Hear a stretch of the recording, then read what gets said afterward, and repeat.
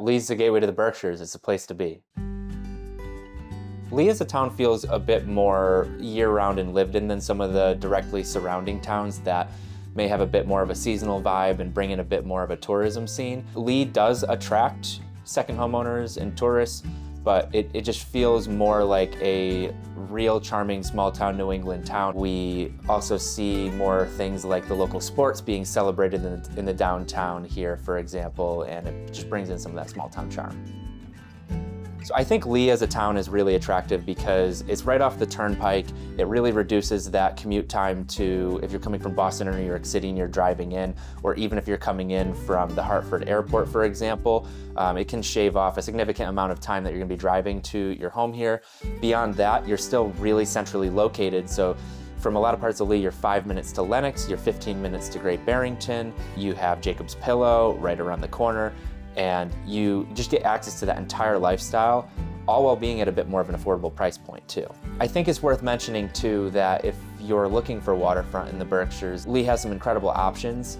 There's Goose Pond, which is a highly desirable waterfront. Laurel Lake as well, it does not have a ton of homes on it. It's a very pretty body of water. It's a very clean body of water too because it has zebra mussels in it. But if you're looking for that waterfront lifestyle, there's some amazing options here.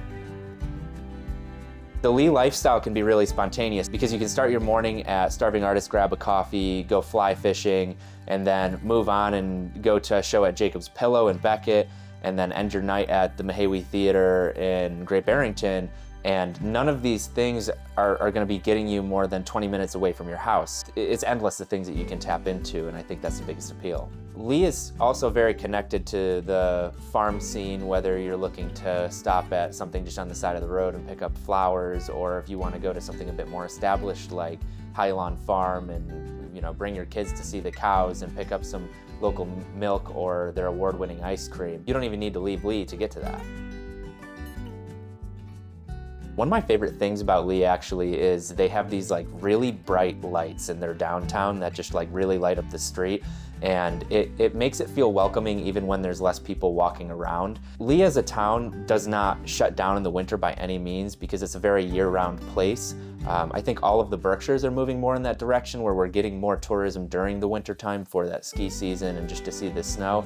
I think Lee's a bit ahead of some of the surrounding towns in that sense of community, even carrying into the winter months. But as spring comes around and things start to open up, the town does become a bit more alive, as being the gateway to the Berkshires is the first stop when somebody's coming into the Berkshires on a road trip or coming to spend a week here. So inevitably you're gonna see more people stopping to grab a bite or a drink in downtown Lee before they head on to whatever town visit they're coming here, even if they're heading all the way north and going to Massamoka and North Adams. I think year-round in Lee, it's a sense of community. You're gonna see a lot of the same barflies if you decide to regular somewhere here, or some of the same faces at the coffee shops year-round.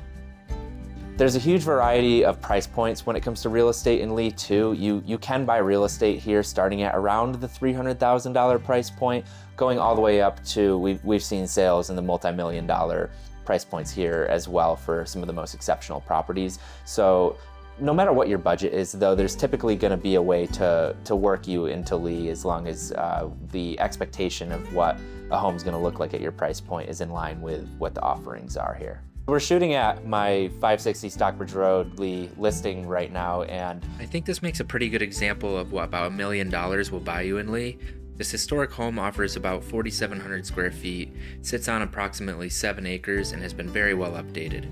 It's also within 5 minutes of downtown Lee and 5 minutes of downtown Stockbridge. taxes in Lee too, it's a bit under $12 per thousand, I believe. This is also a pretty middle of the road figure compared to being closer to $18 per thousand in Pittsfield. And then we do have communities in the Berkshires that, like Alford is $5 per thousand, and then Hancock is getting down towards it's somewhere in the mid to high $2 per thousand. So there's a big range, but Lee falls somewhere pretty in the middle. With those taxes, you are getting more community infrastructure, with the community having its own schools and having municipal water and sewer in a lot of parts of Lee. When you get to the communities that have that more attractive tax rate, you're typically going to be compromising on some of the having your own schools or water and sewer being publicly available as opposed to having to do private well, private sewer, and some of the headaches that can come along with that. I think Lee will age incredibly well if you buy property here, because I think there's a lot more upside to property values here as opposed to some of the surrounding towns.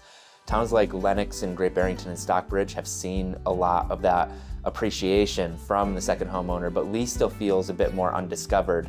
You see so many families that have been here even in the same homes for a really long time, and I think that speaks to some of the sense of community that people find their place here and decide to stay for a very long time.